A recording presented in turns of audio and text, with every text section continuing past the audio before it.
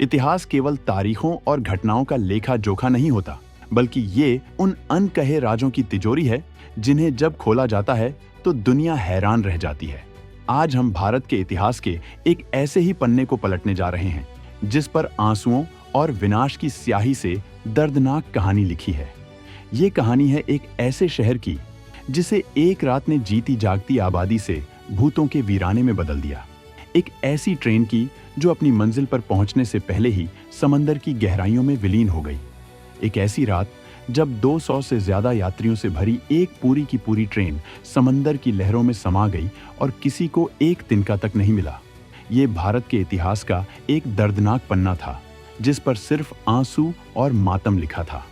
लेकिन दुनिया ये नहीं जानती कि इसी राख के ढेर से भारत ने चुपचाप एक ऐसा ब्रह्मास्त्र तैयार कर लिया जो आज हिंद महासागर में दुश्मनों के लिए किसी अदृश्य किले से कम नहीं है। ये वो जगह है जो कागजों पर वीरान है, लेकिन हकीकत में भारत का एक टॉप सीक्रेट सामरिक अड्डा है, जहां से हमारे दुश्मन देशों की हर हरकत पर पैनी नजर रखी जाती है। ये उस तबाही की कहानी है जिसने भारत को दर्द तो बहुत दिया, लेकिन बदले में उसे हिंद महासागर का बेताज बादशाह बना दिया। हम आपको बताएंगे इस धमाकेदार खबर की पूरी कहानी, तो बने रहिएगा वीडियो पर। और इस संबंध में आपके जो भी विचार हों कमेंट में लिखकर जरूर बताइएगा। चलिए अब पलटते हैं इतिहास के उन पन्नों को और चलते हैं आज से लगभग 60 साल पहले, साल 1964 में। भारत के दक्षिणी छोर पर तमिलनाडु की पाक जलड़मरु मध्य में बसा एक छोटा लेकिन बेहद महत्वपूर्ण शहर था, धनुषकोडी। ये सिर्फ एक शहर नहीं बल्कि आस्था और व्यापार का एक जीवंत केंद्र था। पौराणिक कथाओं के अनुसार यही वो स्थान है जहां भगवान राम ने लंका पर चढ़ाई के लिए राम सेतु का निर्माण शुरू किया था। अपनी इसी धार्मिक महत्ता के कारण ये हजारों तीर्थयात्रियों से गुलजार रहता था। इसके अलावा श्रीलंका से इसकी नजदीकी मात्र 29 किलोमीटर इसे भारत और श्रीलंका के बीच व्यापार और यातायात का एक प्रमुख केंद्र बनाती थी। यहाँ से श्रीलंका के तलाईमन्नार तक नियमित रूप से नाव और फेरी सेवाएं चलती थीं। धनुषकोडी में अपना रेलवे स्टेशन था, एक पोस्ट ऑफिस था, अस्पताल और बाजार थे। यानी ये एक फलता फूलता जीता जागता कस्बा था जिसकी अपनी एक अलग पहचान थी। लेकिन इस शहर की तकदीर में कुछ और ही लिखा था। दिसंबर का महीना शुरू हो चुका था और साल 1964 अपने अंतिम पड़ाव पर था। 15 दिसंबर को मौसम विभाग ने एक चेतावनी जारी की। दक्षिण अंडमान सागर में एक कम दबाव का क्षेत्र बन रहा था जो धीरे धीरे एक चक्रवाती तूफान का रूप ले सकता था। शुरुआत में किसी ने इस पर ज्यादा ध्यान नहीं दिया क्योंकि इस क्षेत्र में ऐसे तूफान आते रहते थे, लेकिन इस बार प्रकृति कुछ और ही करने वाली थी। 19 दिसंबर तक ये कम दबाव का क्षेत्र एक भयंकर चक्रवाती तूफान में तब्दील हो चुका था। इसकी रफ्तार और ताकत लगातार बढ़ रही थी। 21 दिसंबर आते आते मौसम ने अपना विकराल रूप दिखाना शुरू कर दिया। 42 दिसंबर 1964 ये वो तारीख थी जो धनुषकोडी के इतिहास में हमेशा के लिए काले अक्षरों में दर्ज होने वाली थी। श्रीलंका के वावुनिया में भारी तबाही मचाने के बाद इस चक्रवाती तूफान ने भारत की ओर अपना रुख किया। अब इसकी रफ्तार 110 किलोमीटर प्रति घंटा नहीं बल्कि 280 किलोमीटर प्रति घंटे के जानलेवा वेग तक पहुंच चुकी थी। ये कोई आम तूफान नहीं था, ये साक्षात काल बनकर भारत के तट की ओर बढ़ रहा था। उस वक्त के सीमित संसाधनों के चलते इतनी सटीक भविष्यवाणी और लोगों को सुरक्षित निकालने की व्यवस्था करना लगभग असंभव था। धनुषकोडी के लोग आने वाले इस प्रलय से पूरी तरह अनजान थे और अपनी रोजमर्रा की जिंदगी में व्यस्त थे। उन्हें क्या पता था कि ये उनकी जिंदगी की आखिरी शाम होने वाली है। 22 दिसंबर 1964 की वो रात, एक ऐसी रात जो धनुषकोडी के लिए कयामत बनकर आई। शाम के करीब 6 बज रहे थे। स्टेशन मास्टर आर सुंदर राज तूफान और लगातार हो रही बारिश के बीच अपनी ड्यूटी पूरी करके घर लौट चुके थे। स्टेशन पर रोज की तरह ही चहल पहल थी, लेकिन मौसम का मिजाज कुछ ठीक नहीं था। रात के लगभग 9 बजे पंबन स्टेशन से ट्रेन नंबर 653 अपने 100 आधिकारिक यात्रियों और 5 रेलवे कर्मचारियों को लेकर धनुषकोडी रेलवे स्टेशन के लिए रवाना हुई। ये उस लाइन की आखिरी ट्रेन थी।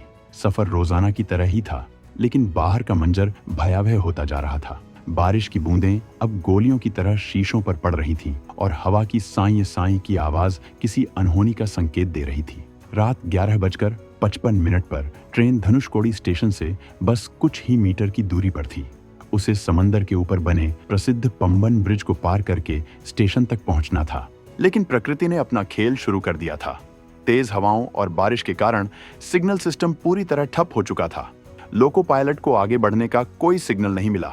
उसने नियम के अनुसार ट्रेन को सिग्नल से कुछ दूर पहले ही रोक दिया। काफी देर तक इंतजार किया गया, लेकिन कोई सिग्नल नहीं मिला। बाहर तूफान अपने चरम पर था और समंदर जैसे पागल हो चुका था। शायद लोको पायलट ने सोचा होगा कि कुछ ही मीटर की तो बात है, स्टेशन सामने ही है, यात्रियों को और कितनी देर इस तूफान में फंसा कर रखा जाए। उसने एक बड़ा फैसला किया, एक ऐसा रिस्क लिया जो इतिहास की सबसे बड़ी रेल त्रासदियों में से एक बन गया। उसने तूफान के बीच ही ट्रेन को धीरे धीरे आगे बढ़ाना शुरू कर दिया।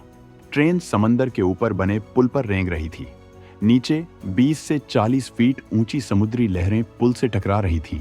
ट्रेन के अंदर बैठे यात्री शायद अपनी सलामती की दुआ कर रहे होंगे, लेकिन काल को कुछ और ही मंजूर था।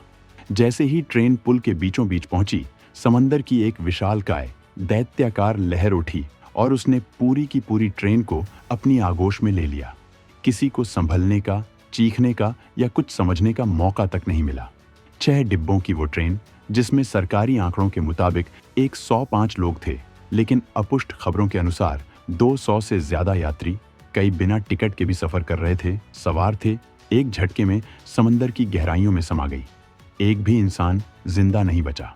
ये भारत के इतिहास का सबसे भीषण और दर्दनाक रेल हादसा था। उस तूफान की तबाही सिर्फ ट्रेन तक ही सीमित नहीं रही, उसने पूरे धनुषकोडी शहर को ही निगल लिया। 280 किलोमीटर प्रति घंटे की रफ्तार से जब तूफान तट से टकराया तो उसने अपने रास्ते में आने वाली हर चीज को नेस्त नाबूद कर दिया। घर, इमारतें, बाजार, सब कुछ ताश के पत्तों की तरह ढह गए। रेलवे स्टेशन का तो नामो निशान तक मिट गया। जब अगली सुबह यानी 23 दिसंबर को तूफान थोड़ा शांत हुआ तो धनुषकोडी की जगह सिर्फ पानी का एक विशाल समंदर और मलबे का ढेर नजर आ रहा था। पूरा का पूरा शहर दुनिया के नक्शे से मिट चुका था। रेलवे सुरक्षा आयोग ने बाद में अपनी रिपोर्ट में जो लिखा वो उस रात की भयावहता को बताने के लिए काफी है। रिपोर्ट में कहा गया, गंभीर तूफानी परिस्थितियों के कारण धनुषकोडी या रामेश्वरम रोड पर कोई भी कर्मचारी यह पता लगाने के लिए बाहर नहीं जा सका कि ट्रेन का क्या हुआ। धनुषकोडी के कर्मचारी खुद ही फंस गए थे, क्योंकि समुद्र का पानी कॉलोनी और यार्ड सहित पूरे इलाके में भर गया था।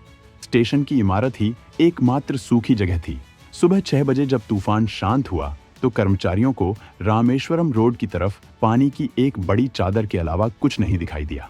ट्रेन का क्या हुआ, यह 24 दिसंबर 1964 की सुबह ही पता चल सका, जब कुछ कर्मचारियों ने इंजन की चिमनी से पानी निकलता हुआ देखा।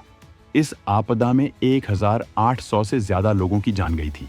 सरकार ने इस इलाके का मुआयना करने के बाद इसे रहने के लिए अयोग्य घोषित कर दिया और धनुषकोडी आधिकारिक तौर पर भारत का भूतों का शहर, गोस्ट टाउन बन गया। एक जीती जागती मुस्कुराती बस्ती हमेशा के लिए वीरान हो गई। ये एक ऐसी त्रासदी थी जिसने पूरे देश को हिलाकर रख दिया था।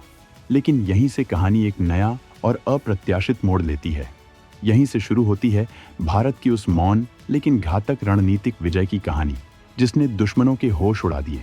एक शहर की तबाही और हजारों लोगों की जान जाने का दर्द असहनीय था। लेकिन 2025 का नया भारत जानता है कि हर आपदा में एक अवसर छिपा होता है। भारत के रणनीतिकारों की नजर धनुषकोडी की भौगोलिक स्थिति पर गई। ये वो जमीन थी जो श्रीलंका से सबसे नजदीक थी।